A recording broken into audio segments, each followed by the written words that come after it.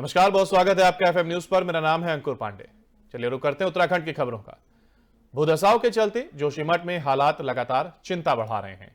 जीएसवीएन का जो guest house यहां आने वाले वैज्ञानिकों को ठिकाना बना हुआ था, बुधवार को उसमें भी दरारें आने से हड़कंप मच गया। आज लोक निर्माण विभाग के गेस्ट हाउस को जेसीबी की मदद से तोड़ने का काम शुरू कर दिया गया है। वहीं आम जनमानस की सुरक्षा के दृष्टिगत भूदसाव के कारण दो अन्य क्षतिग्रस्त होटल कॉमेट एवं होटल स्नोक्रेस्ट को खाली कराया गया है। जोशीमठ में प्रभावितों के लिए राहत शिविर बनाए गए संस्कृत महाविद्यालय भवनों में भी बारीक दरारें दिख रही हैं। हालांकि ये पुरानी बताई जा रही हैं। होटलों को तोड़ने की शुरुआत करने के बाद अब आवासीय भवनों को ढहाने जाने की तैयारी शुरू कर दी गई है। इस बीच बुधवार को 8 और परिवारों को राहत शिविरों में ले जाया गया है। अब तक 258 परिवारों को सुरक्षा की दृष्टि से शिफ्ट किया जा चुका है और राहत शिविर में इन लोगों को पहुंचाया गया है, जिसके बाद अब इन भवनों को ढहाने का काम किया जाएगा।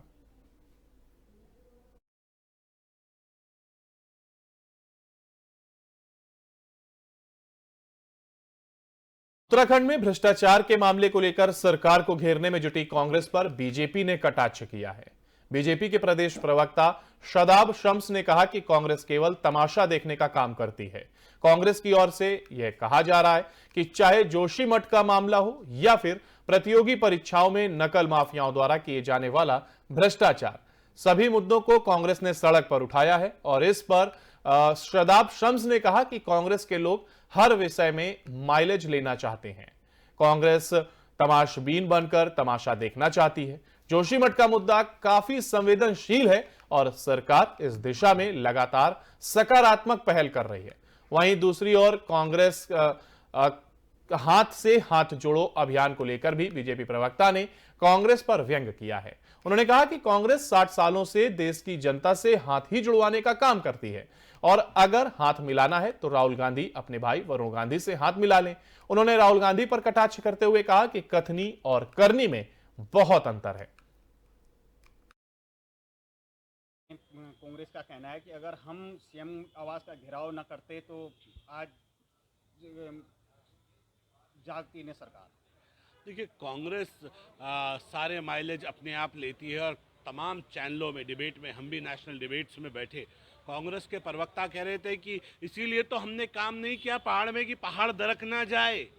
तो हम तो यही कह रहे थे कि कांग्रेस ने कुछ इसलिए पहाड़ में नहीं किया, ये बहाना ढूंढ रहे थे कि कुछ करेंगे तो कहीं नुकसान ना हो जाए। ये लोग वो हैं कि रुख हवाओं का जिधर का है उधर के हमें, इनकी बहुत बात को सीरियसली लेने की ज़रूरत नहीं है। कांग्रेस ने हमेशा तमाशा देखा है और लोगों के दुख दर्द में अपनी राजनीतिक रोटियां सेकी हैं। हम सेंटिमेंट्स वाले तौर पे, क्योंकि हमारी आस्था से जुड़ा हुआ विषय है जोशीमठ। एक एक व्यक्ति, मेरे पहाड़ के अगर पहाड़ दरकते हैं तो लोग रोए हैं। सीएम ने जिस तरह से फ्रंट फुट पे आके क्षेत्र के लिए, देश के प्रधानमंत्री ने फ्रंट फुट पे आके जोशीमठ के लिए जिस तरह से प्रोग्राम्स बनाए और जिस तरह से इम्प्लीमेंट किया, वो सबके सामने। और मुझे लगता है कि अब इसका माइलेज कांग्रेस अगर लेना चाहे तो लेती रहे, लेकिन जनता जानती है कि सच क्या है। कांग्रेस का कहना है कि अगर हम सीएम आवास का घेराव न करते तो आज और मुख्यमंत्री पुष्कर सिंह धामी ने बाढ़ प्रभावित जोशीमठ में किए जा रहे राहत कार्यों की अधिकारियों के साथ समीक्षा बैठक की है। अभी तक क्षेत्र का 25% भूभाग भूदसाव से प्रभावित है, जिसकी अनुमानित जनसंख्या 25,000 है। पालिका क्षेत्र में दर्ज भवन लगभग 4500 हैं और उसमें से 849 भवनों में चौड़ी दरारें मिल चुकी हैं। अस्थायी रूप से विस्थापित परिवार 250 हैं और सर्वे गतिमान है एवं उक्त प्रभावित परिवार तथा भवन निरंतर बढ़ रहे हैं। बैठक से पहले मुख्यमंत्री पुष्कर सिंह धामी ने केंद्रीय गृह मंत्री अमित शाह से नई दिल्ली में जोशीमठ में भूदसाव से उत्पन्न हालात की विस्तृत जानकारी दी थी और उनसे आपदा राहत के रूप में केंद्रीय सहायता देने का अनुरोध किया।